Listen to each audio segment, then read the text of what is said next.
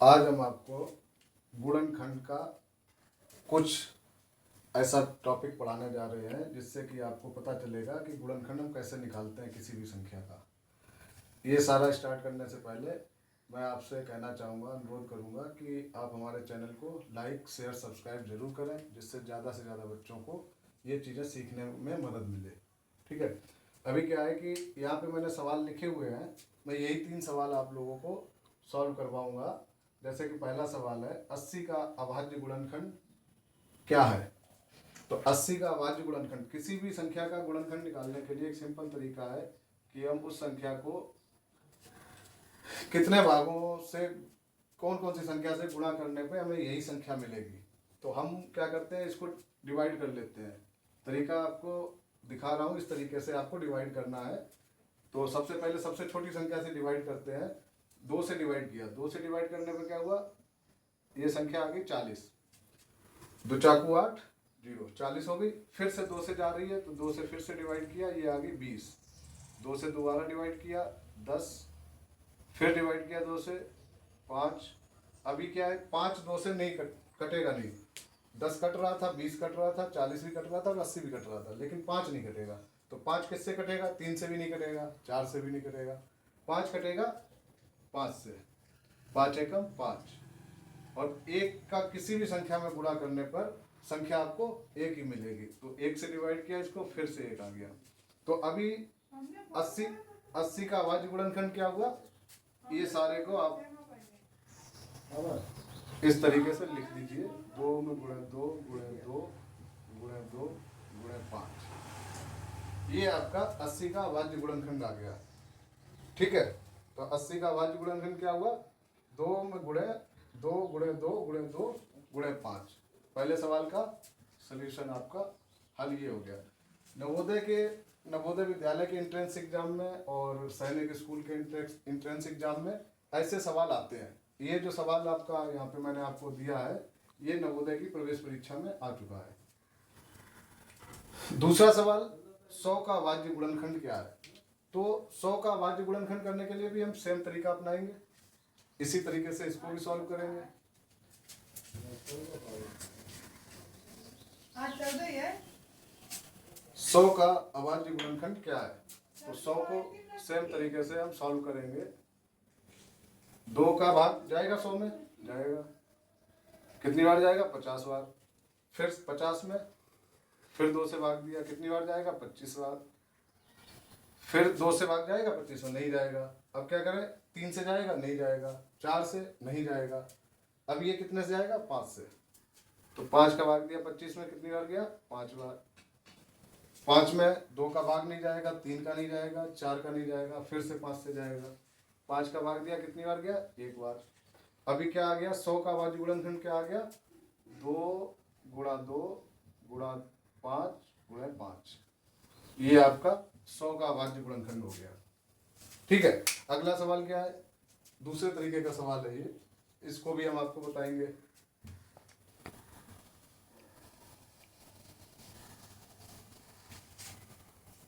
सवाल क्या है हमारा कि 5 15 ये युग्म दिए हुए हैं। 5 15 का युग्म है, 4 20 का और 3 15 और 2 5, ये युग्म दिए हुए हैं। इसमें से हमें निकालना है महत्तम समापवर्तक जिसका 1 है, वो कौन सा युग्म है। ठीक है, तो किसी भी संख्या का महत्तम समापवर्तक, जब 2 संख्याएं दी होती है उनका महत्तम समापवर्तक हम निकालते हैं। दोनों संख्याओं महत्तम समापवर्तक क्या होता है समझिए आप, जैसे 15 है और 25 है, अगर इन 2 संख्याओं का महत्तम समापवर्तक निकालना है तो तरीका वही है जो हमने गुणनखंड अभी आपको बताया था। 15 को हम डिवाइड करेंगे, 2 से जाएगा नहीं, 3 से ये जाएगा 5 बार और 5 से जाएगा 1 बार। तो इसका जो आपका गुणनखंड आ गया वो आ गया 3 गुणे 5। ठीक है, और 25 का गुणनखंड क्या आएगा, 25 2 से नहीं जाएगा, 3 से नहीं जाएगा, 4 से भी नहीं जाएगा, 5 से जाएगा। 5 बार जाएगा और फिर से 5 आ गया तो 5 को फिर 5 से देंगे तो 1 बार जाएगा। तो जो दोनों में कॉमन संख्या होती है वो होता है महत्तम समापवर्तक। तो दोनों में कॉमन क्या है, इधर 5 गुणे 5 ही आया, तो दोनों का कॉमन क्या हो गया, इसका 5 और इसका 5, दोनों का ये महत्तम समापवर्तक आएगा आपका 5। ठीक है, तो महत्तम समावर्तक आ गया इसका 5। तो हमें सेम यही चीज करनी है इसमें कि हमसे पूछा गया जो युग्म दिए हुए हैं इसमें से किसका महत्तम समावर्तक 1 है। अच्छा, किसी भी संख्या का 1 से गुणा करेंगे संख्या सेम आएगी, या 1 से भाग देंगे तब भी संख्या सेम आएगी। तो हमें देखना है कि जो युग्म दिए हुए हैं, जैसे कि आपको युग्म दिया है 5, 15, इसका महत्तम समावर्तक हम निकालेंगे। महत्तम समावर्तक बनना नहीं चाहिए, 1 ही आना चाहिए। जैसे 5 और 15 को अगर हम करेंगे तो 5 से भाग देंगे 1 बार जाएगा, तो इसका महत्तम समावर्तक क्या आया 5, सॉरी इसका गुणनखंड क्या आएगा 5, और इसका जो है जब भाग देंगे तो पहले तो जाएगा ये 3 से भाग दिया, तिपचे 15, 5 बार गया, 5 में 5 से भाग दिया 1 बार गया, इसका गुणनखंड आया 5, 3 गुणे 5। अब इसमें दोनों में महत्तम समावर्तक क्या हो गया 5। उसने क्या पूछा है, उसने पूछा है कि महत्तम समावर्तक 1 होना चाहिए। 1 कब होगा, 1 जब होगा जब दोनों संख्याओं में, दोनों जो हमारे युग्म है उनके गुणनखंड में कोई भी संख्या कॉमन नहीं आनी चाहिए। तो अब क्या है कि ये 5 और 15 वाला नहीं जाएगा। दूसरा चेक करते हैं 4 और 20 वाला। 4 में 2 से भाग जाएगा, 2 बार जाएगा, तो फिर 2 से भाग चला जाएगा 1 बार। 20 में 2 से भाग जाएगा, फिर 10 में भी 2 से भाग चला जाएगा, और 10 में 2 से 5 बार भाग गया, तो 5 में 2 का नहीं जाएगा, 3 का, 4 का नहीं जाएगा, 5 का जाएगा। 5 एकम 5। इसके गुणनखंड क्या आ गए 2 में गुणे 2, और इसका गुणनखंड आ गया 2 में गुणे 2 5। ठीक है, तो अब इसमें क्या आ गया कॉमन, 2 बार 2 इसमें, 2 बार 2 इसमें है, तो 2 में गुणे 2, इसका जो महत्तम समावर्तक आएगा वो कितना आएगा 4। तो इसका मतलब ये वाला भी जो है, जो हमसे पूछा गया सवाल में किस युग्म का महत्तम समावर्तक 1 है, ये वाला का भी 1 नहीं आया क्योंकि इसमें 4 आ गया कॉमन, तो इसका महत्तम समावर्तक हो गया 4। नेक्स्ट है 3 और 15।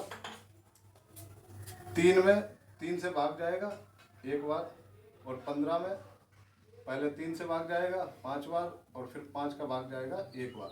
तो इसमें जो आएगा हमारा महत्तम समावर्तक क्या आएगा, इसमें 3 है गुणनखंड और इसमें 3 गुणे 5 है गुणनखंड, तो इसका महत्तम समावर्तक क्या हो गया, ये हो गया 3। तो हमें चाहिए 1, तो इसमें भी 3 आ गया, ये भी नहीं है। नेक्स्ट है अगला है 2 और 5। 2 में 2 से भाग जाएगा 1 बार, और 5 में 5 से भाग जाएगा 1 बार। ठीक है, तो इसका गुणनखंड क्या आया 2, और इसका गुणनखंड क्या आया 5। अब इसको हम ऐसे भी लिख सकते हैं, इसका गुणनखंड आया 2 में गुणे 1, और इसका गुणनखंड आया 5 में गुणे 1। इसमें कॉमन क्या है 1। ठीक है, तो इसका महत्तम समावर्तक क्या आ गया, इसका महत्तम समावर्तक हो गया 1। सवाल में हमसे यही पूछा गया था। ठीक है दोस्तों, आज मैंने आपको ये गुणनखंड का 3 सवाल, 2 तरीके के सवाल थे जो मैंने आपको यहाँ पे सॉल्व करके दिखाए।